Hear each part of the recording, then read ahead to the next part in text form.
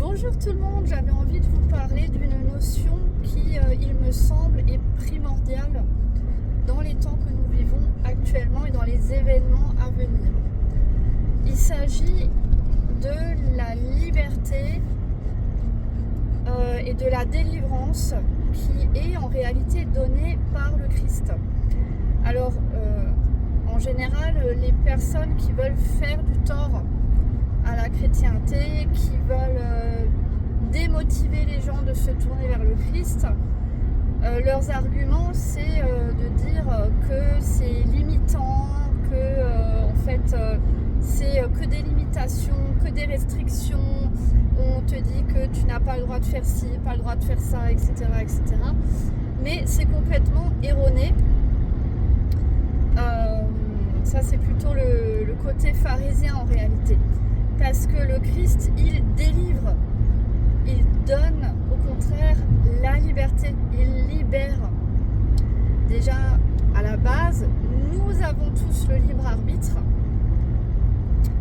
Donc, le libre arbitre qui nous est donné par Dieu. Et Jésus-Christ, il nous permet au contraire de nous délivrer. Alors, je vais prendre un exemple concret, quotidien.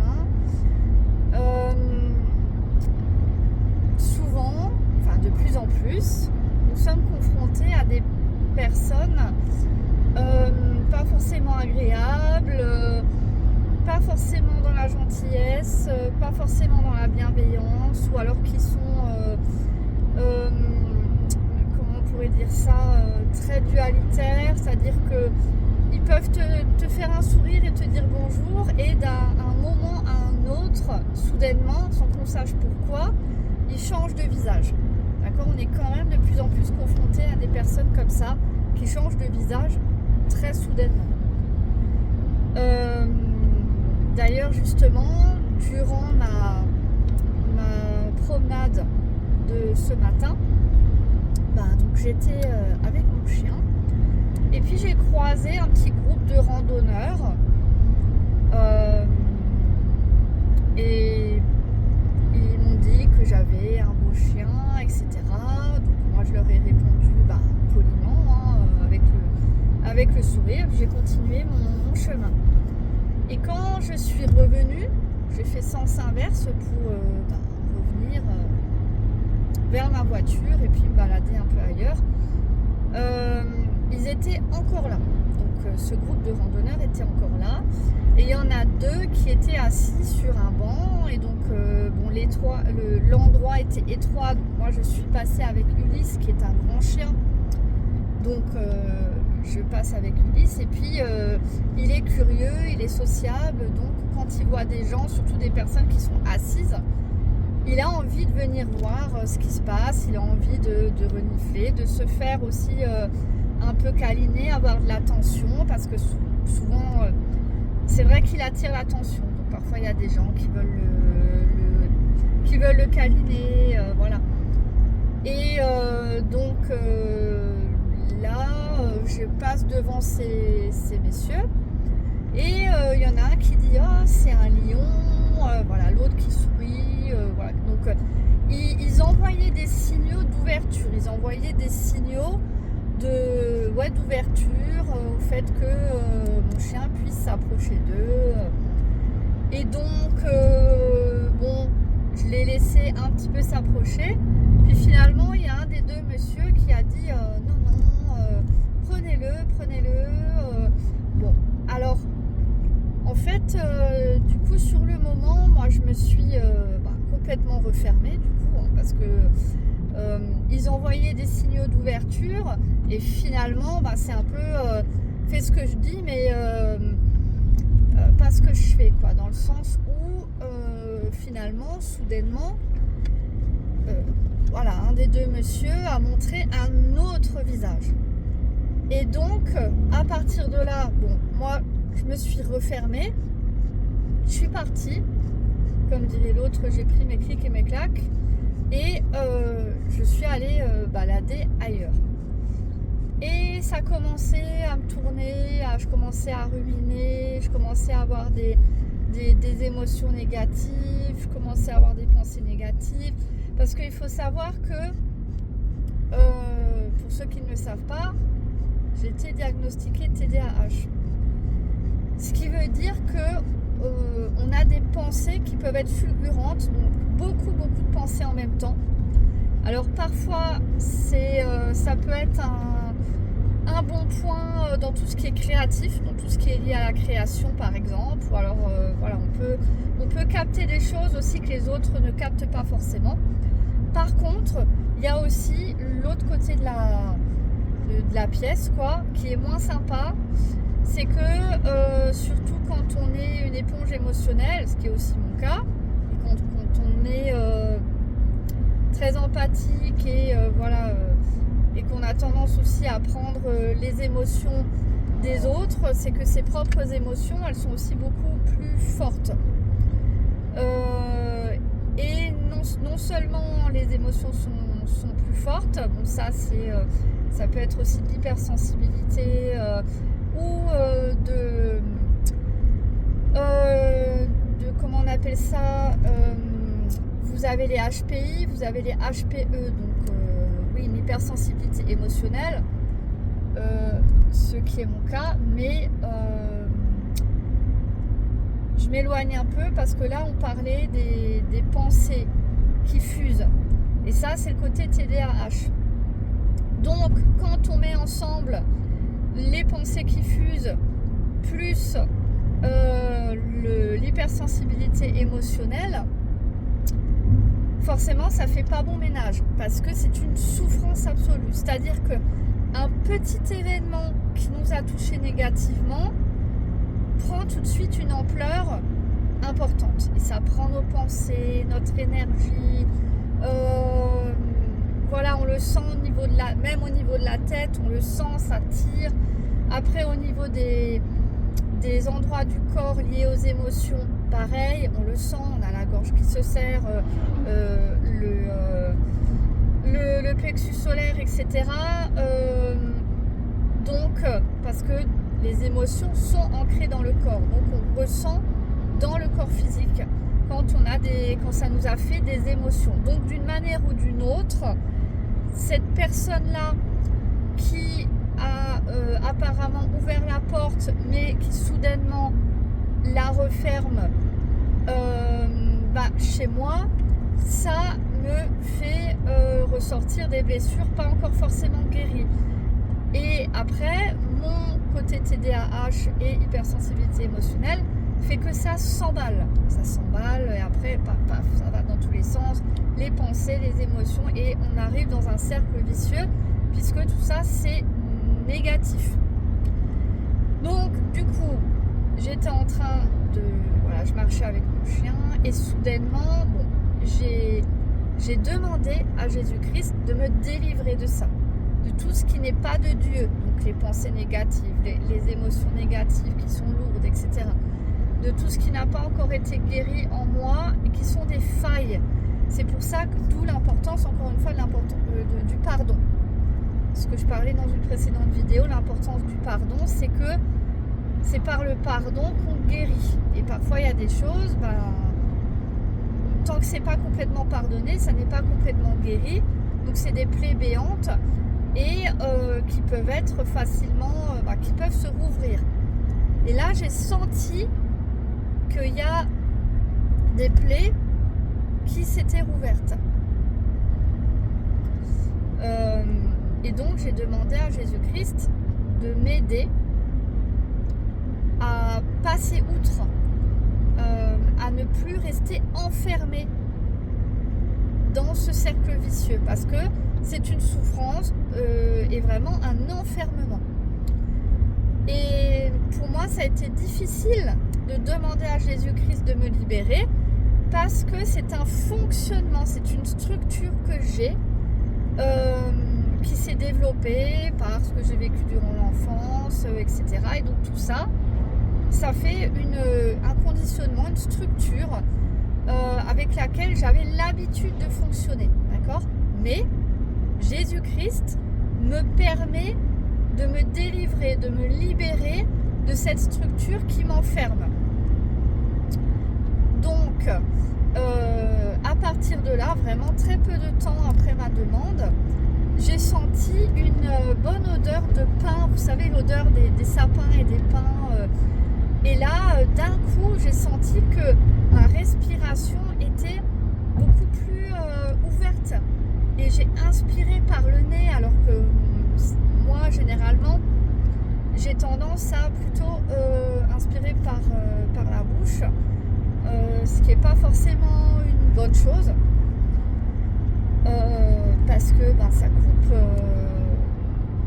comment je pourrais dire, ça coupe le bon équilibre au niveau de la respiration. Enfin bref. Et donc là, curieusement, soudainement, je me suis mise à inspirer par le nez et il y a eu vraiment ces effluves ces essences, pardon, une essence de pain, et ça m'a aidé à respirer, et j'ai senti qu'il y a comme un poids qui commençait à se libérer et que c'était moins disjoncté dans mon esprit. Ouh là là. Alors là, je me suis pris carrément des gros cailloux sur le pare-brise. Ça m'a effrayée. Je ne sais pas si vous avez entendu le bruit, mais voilà, un camion qui est passé et qui ne protège pas la charge qu'il a dans son... qui ne protège pas son chargement, et du coup je me suis pris tout ça à la bonne heure. Bon, bref, revenons à nos moutons, à nos moutons. J'ai senti qu'il y a une libération qui commençait à se faire au niveau même comment je pourrais dire ça, de mon cerveau, parce que quand on est TDAH, on est en hyper très très souvent. C'est-à-dire que le cerveau n'est jamais au repos. On est en hyperactivité. Donc, comme on est en hyperactivité, les moments où on vit une perturbation, par exemple émotionnelle, on ressent que le cerveau, il est clairement en hyperactivité, ça va dans tous les sens, et on n'arrive plus à se centrer. On sent que c'est comme un circuit qui disjoncte, en fait. On le sent vraiment dans le cerveau, que ça va dans tous les sens. Si vous fermez les yeux, vous voyez des lumières, des couleurs différentes et tout, parce que votre cerveau est en hyperactivité. Et là, franchement, très rapidement, après la demande que j'ai effectuée, ça s'est calmé. Alors, je ne dis pas que c'est du 100%, mais c'est comme si c'était en train de partir de mon cerveau. Comme si il y avait un petit blackout qui m'enlevait ce truc qui était en train de prendre une grande place dans mon cerveau. Et du coup, au niveau émotionnel, ça se calme aussi. Et je peux à nouveau respirer, vous voyez. Je veux dire, l'image, la symbolique, ça y est, je me sens comme libérée d'un poids, je peux de nouveau respirer. Et ce que je veux dire par là, c'est que c'était pas évident pour moi de demander, parce que ce sont des circuits que j'ai nourris avec le temps, et du coup, quand on nourrit certains circuits, on a du mal à en sortir, même à faire le pas pour sortir de ce schéma, vous voyez. Mais j'ai constaté que ça fonctionne quand on arrive à demander à Jésus-Christ de nous libérer. Donc Jésus-Christ, il libère, il ne nous enferme pas, bien au contraire. Si on vit sans le Christ, on tombe très souvent quand même dans des choses qui nous enferment en réalité. Si vous regardez le fonctionnement de beaucoup de personnes, il y en a beaucoup qui ont des addictions. pas forcément à de la drogue dure, ça peut être des addictions à d'autres choses, mais vous constaterez quand même que les personnes qui n'ont aucune foi, aucune spiritualité, sont souvent addictes à des choses qui ne leur font pas du bien, ça leur fait du mal, mais ils n'arrivent pas à sortir de ce schéma. Donc, là où je veux en venir, c'est que contrairement à ce que certains disent, avoir une spiritualité, ça doit libérer. Et non pas le contraire, mais c'est le Christ, hein, c'est Jésus-Christ qui libère. Parce que si vous allez dans d'autres choses, comme par exemple le New Age, je peux en parler parce que j'ai été dans ces milieux-là, enfin j'ai vu comment ça fonctionnait, et j'ai été approchée, etc. aussi, je vois comment ça fonctionne. J'ai vite constaté que, en fait, dans le New Age, on cherche toujours à vous faire tester autre chose, connaître autre chose. C'est jamais, il y a toujours autre chose, parce qu'on vous dit que oui, mais il faut être dans l'ascension, donc tout est toujours en changement. Jésus-Christ, il ne s'appelle plus comme ça, la Vierge Marie ne s'appelle plus comme ça, parce que il y a une ascension, la 3D, la 4D, la 5D, etc., etc. Et en réalité, ça ne libère pas, bien au contraire. Parce que plus vous allez être là-dedans, plus vous aurez des questions, et plus vous allez vouloir essayer ça, essayer autre chose, ça va rentrer dans des trucs de plus en plus complexes, dans un labyrinthe sinueux, et finalement, ça ne libère pas, au contraire. Donc, en tout cas, bon, je ne peux parler que de ma propre expérience, bien sûr, mais il n'y a que Jésus-Christ qui libère dans la simplicité. J'ai vite remarqué que dans tout ce qui était un peu New Age, c'est compliqué.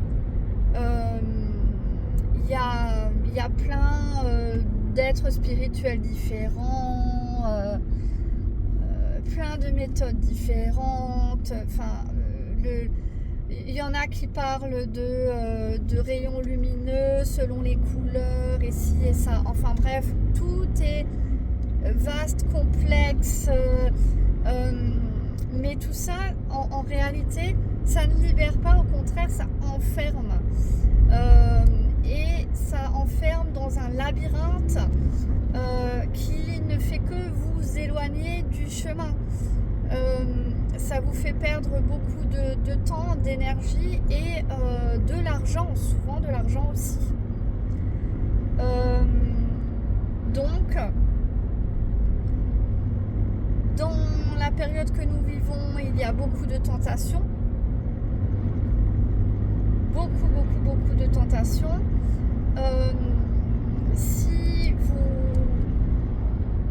vous êtes comme moi, vous supportez de moins en moins la méchanceté de ce monde et l'instabilité de ce monde, et bref, le fait qu'il n'y ait pas de paix, il n'y ait pas d'harmonie, il n'y ait pas de sérénité, vous le supportez de moins en moins, ça devient de plus en plus douloureux, donc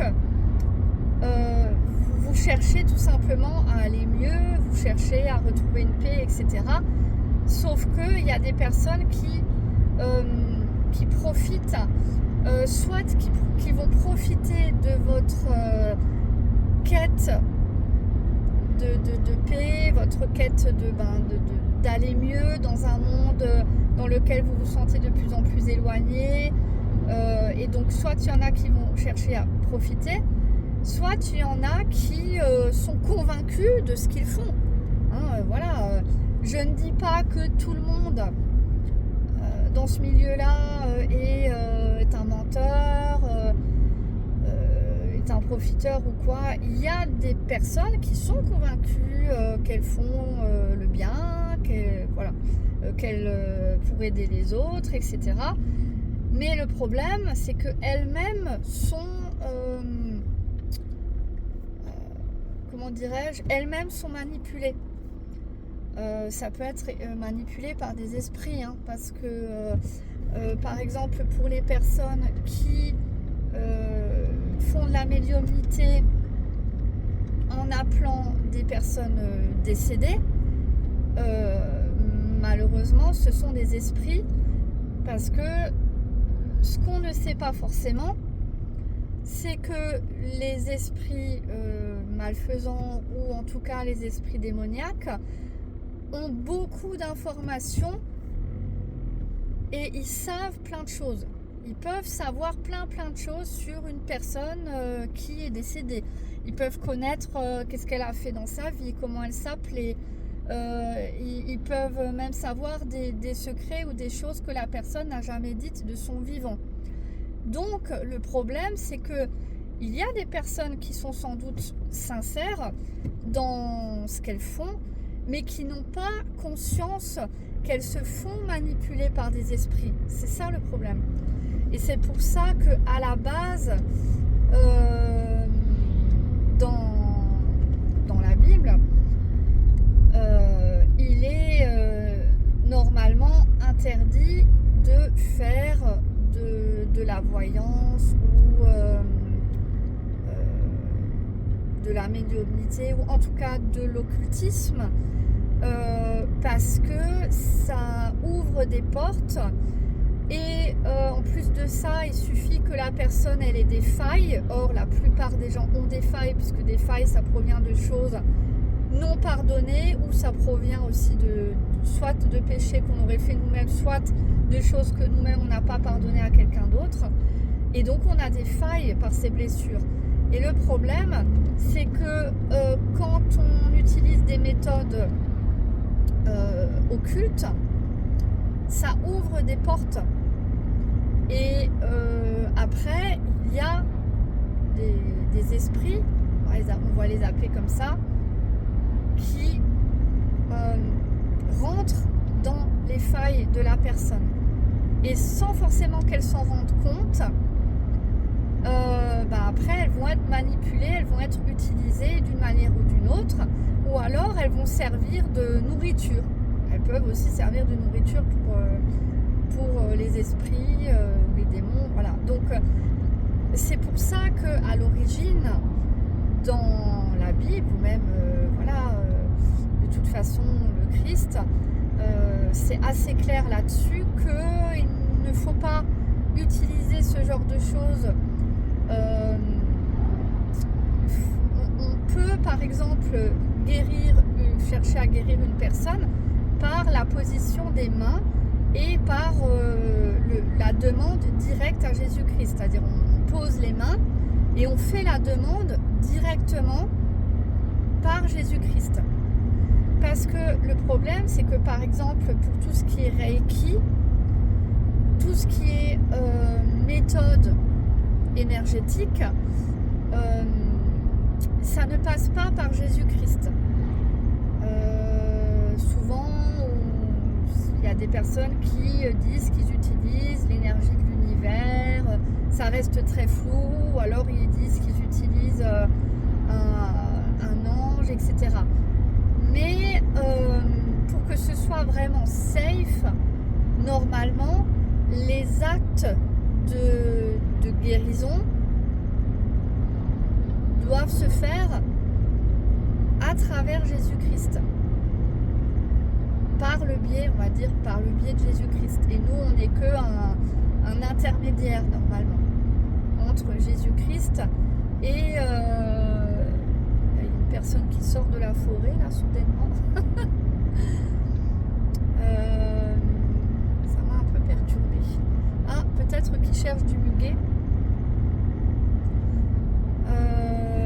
Oui, donc je disais, c'est pour ça que, à la base, dans les textes bibliques, dans la parole de Dieu, on nous dit bien qu'il ne faut pas, surtout pas faire de l'occultisme et qu'en plus, normalement, il faut s'éloigner de toute personne, même dans sa propre famille, de toute personne qui fait ça. Et puis je vais vous, avant de clôturer cette vidéo, parce que malheureusement le temps que ça prend pour être en ligne, c'est une catastrophe. La précédente vidéo, c'est pareil, hein, j'ai refait un test, ça prend des heures et des heures pour se télécharger sur YouTube, quoi. Je ne comprends pas pourquoi. Pourtant j'ai la fibre, mais j'ai vraiment des gros problèmes de connexion, etc. chez moi, donc voilà.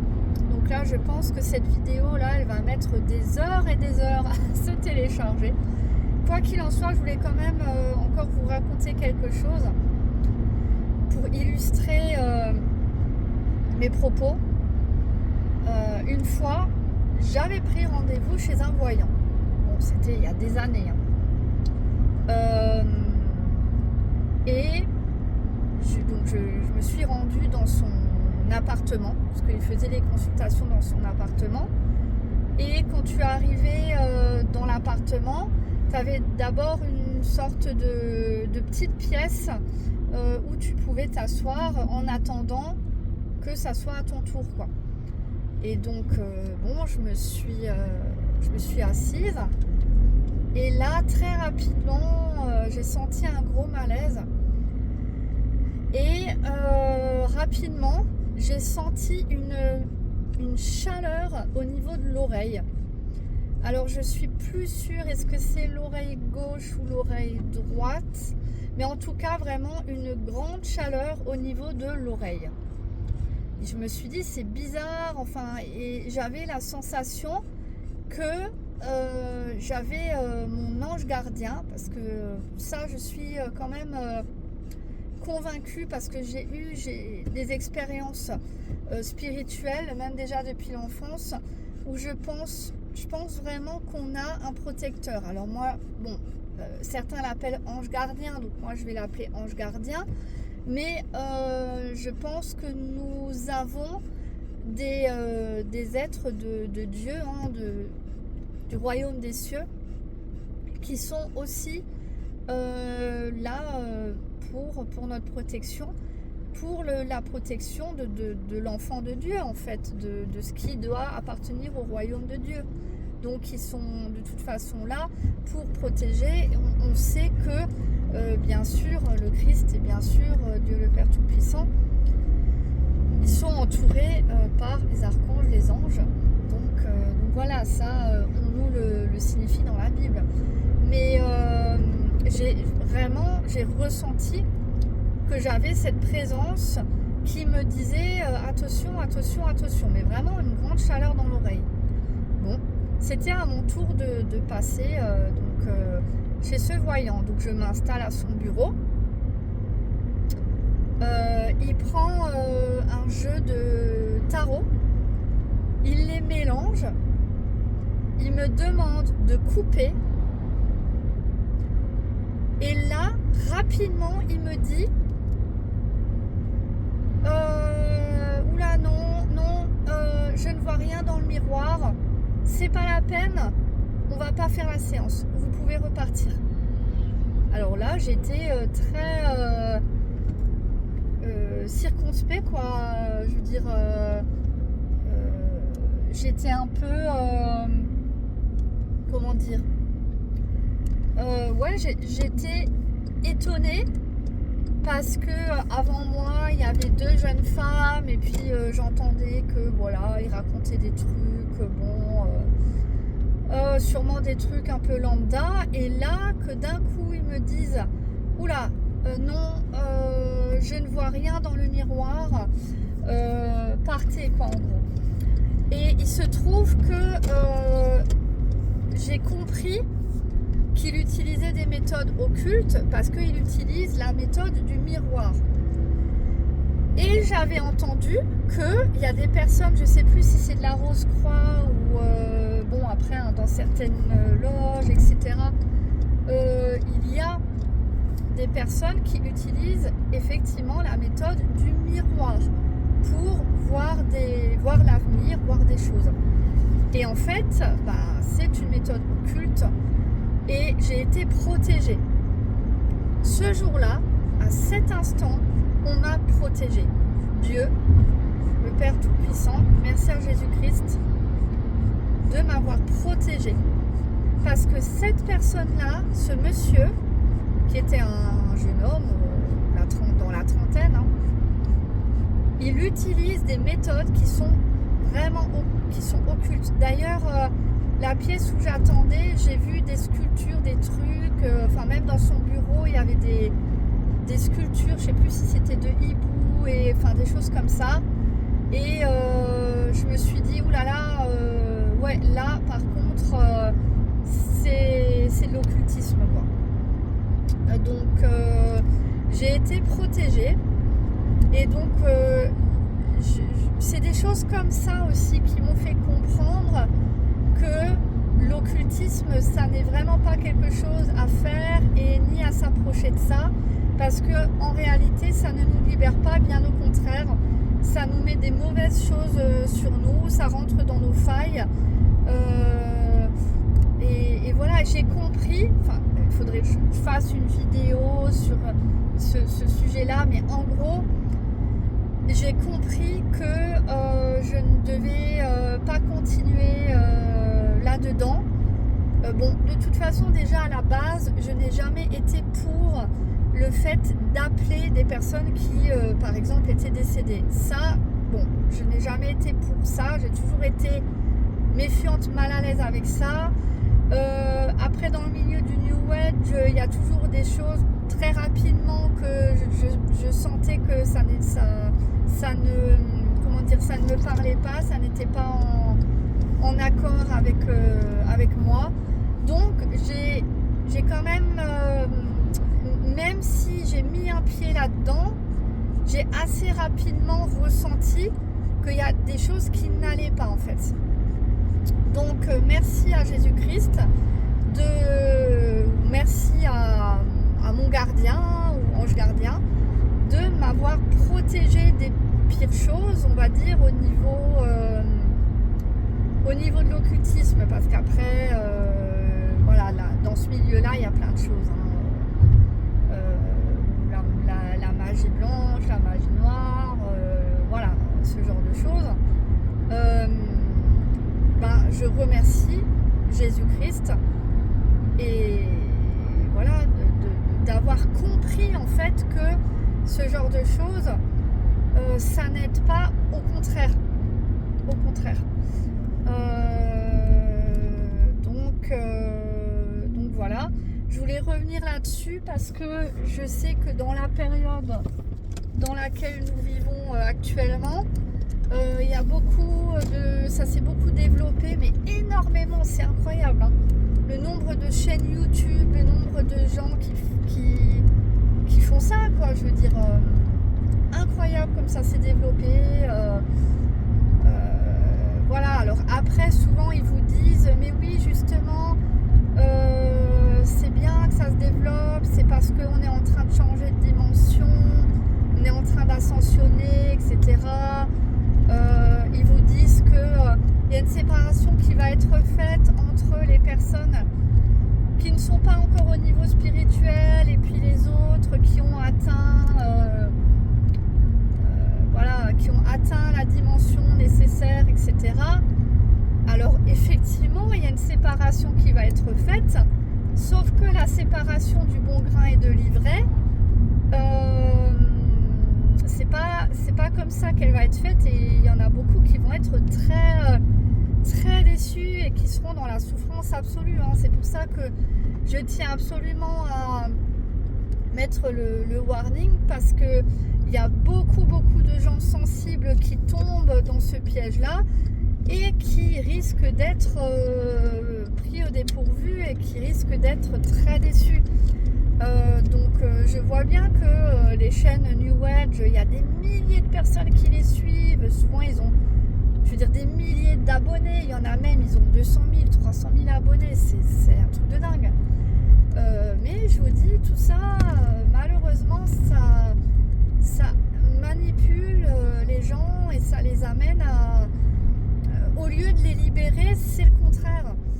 Donc, je voulais vous prévenir de ça. C'est pas du tout pour faire la morale ou quoi que ce soit, parce que je suis passée par là. Donc voilà, c'est pas du tout dans ce sens-là. C'est vraiment pour que vous soyez sauvés. C'est vraiment pour essayer de vous donner des comment je pourrais dire ça, comme une je trouve pas le mot, le bon mot ne me vient pas. Une ouverture pour vous permettre de vous libérer de choses qui en réalité vous manipulent, et parce que ça n'est pas ça qui sauve l'âme, qui donne accès à l'éternel.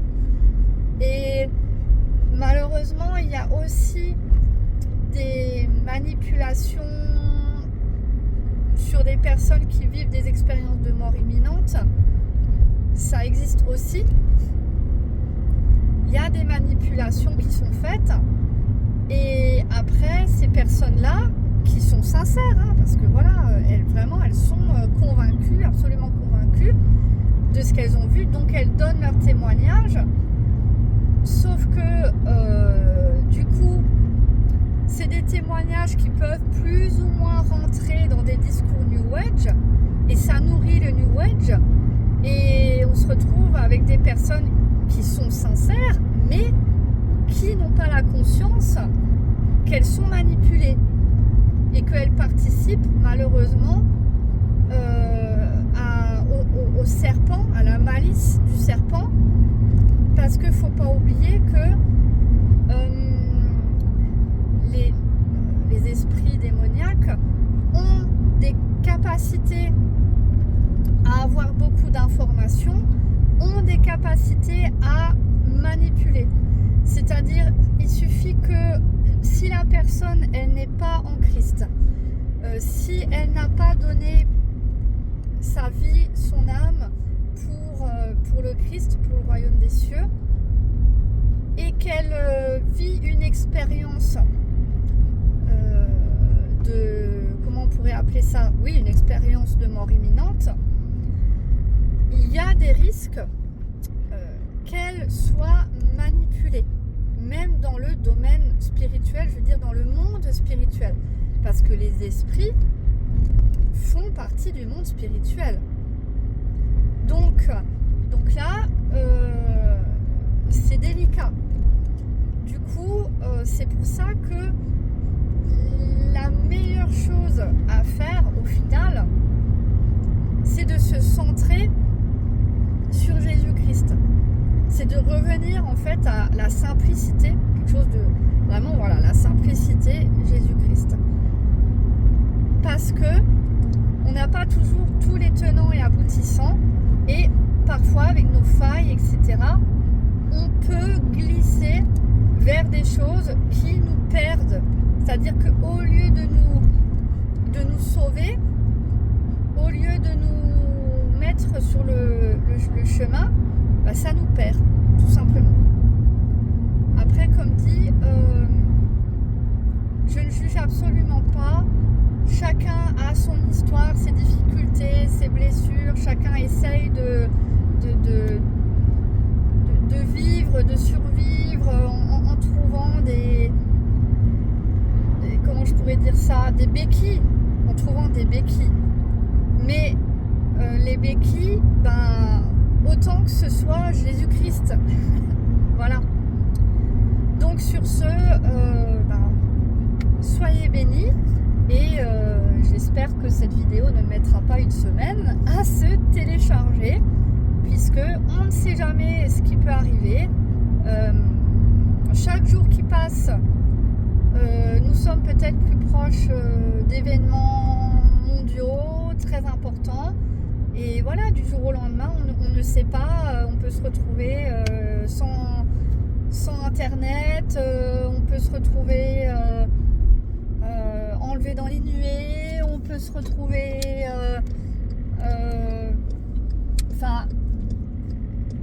dans un événement post-tribulation, enfin bref. Donc voilà. Soyez bénis. Ciao, ciao.